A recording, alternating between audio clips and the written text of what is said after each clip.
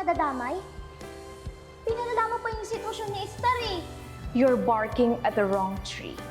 Alam mo ba kung sino yung nagpakalat sa press? Si Matty. Nanay mo siya. Kami ang magulang mo. Si Meredith ang biological mother mo. Ang dami yung tanong sa utak ko. Kailangan ko ng oras para iproseso ito lahat.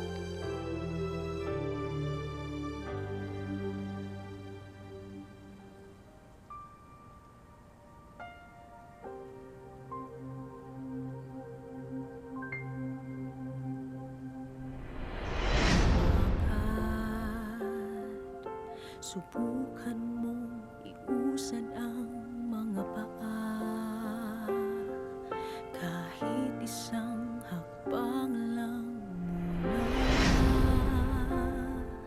kahit padahan-dahan, basta tumuloy ka.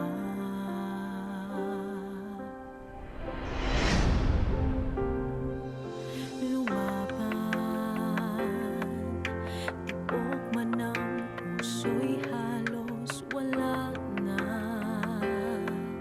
Sa kalimutan may nanghihintay. Hindi tayo pwede maging magkaibigan. Dahil ikaw ay isang puppet ni na Lorena at Constantino na mga kalaban ko. At kung kakampi ka sa kalaban ko, kaaway na rin kita. Nagsisisi talaga ako kung bakit tinulungan pa kita noon. Sana pinabayaan na lang kita! Ano bang meron ka kung bakit lumalambot ako sa'yo? I swear, hindi na ako magpapauto sa'yo! Posibleng manalo.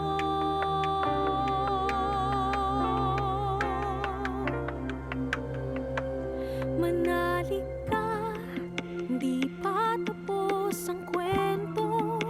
Hindi palaging talo, hindi parusa ang pagsubok.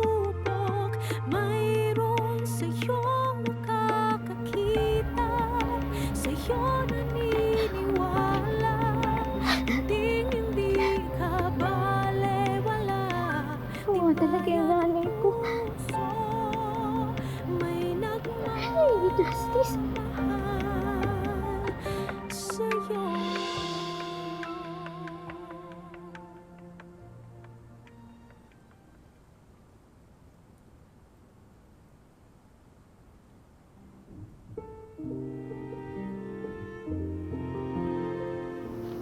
Alam niyo, ang dami-daming beses kong pinagdasal na sana makilala ko na yung totoong nanay ko. Ang dami-dami kong beses na inimagine kung...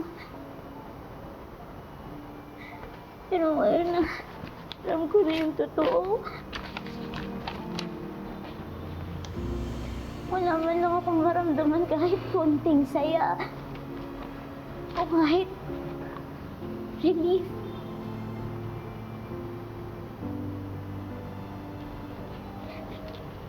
Kasi kung sino pa yung tao na ilang ulit akong sinaktan. Siya pa rin yung totoong magulang ko.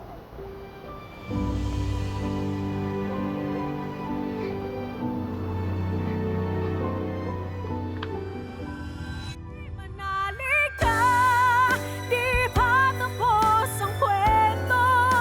Hindi palaging talo, may nagmamahal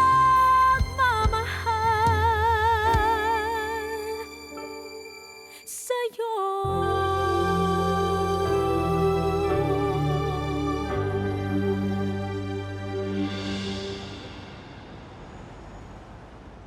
I saw this coming, Spanky. Pero somehow, umasa ako na kahit papano pag nalaman ni Lilet ang totoo, magkakaayos kami. Mayayakap ko na yung anak ko. But the exact opposite happened. Hindi niya ako binigyan ng pagkakataon magpaliwanag. She immediately put a wall between us. You can't expect her to accept you with open arms, Mer. She must be so confused. It must be so difficult for her to reconcile and to think that the one person who was making her suffer and pushed her away and hurt her happens to be her biological mother. Ano ba talaga ang nangyayari? Bakit gustong-gustong makausap ni Ramir si Lilet? Imbis na ipabukas sinundan pa hanggang keystone niyang anak-anakan mo. Ano bang importante ang sadya niya kay Lilet?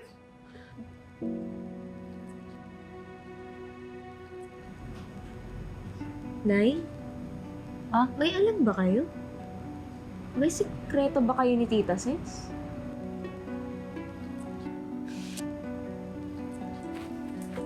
Ate,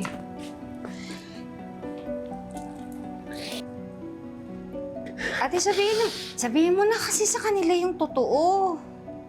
Kasi miski ako, nahihirapan na rin ako magtago, te. Teka. Tsaka, may karapatan naman din silang malaman, di ba? Teka, ano ba yung dapat naming malaman? Si Atty. Mer, yung boss ni Lilet, siya yung tunay na nanay ni Lilet. Si Lady Justice? Tita, sure na po kayo dyan?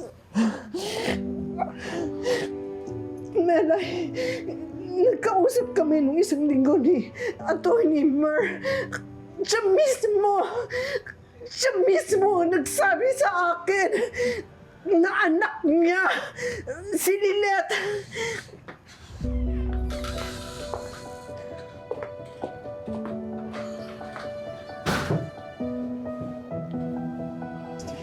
Alam niyo na po.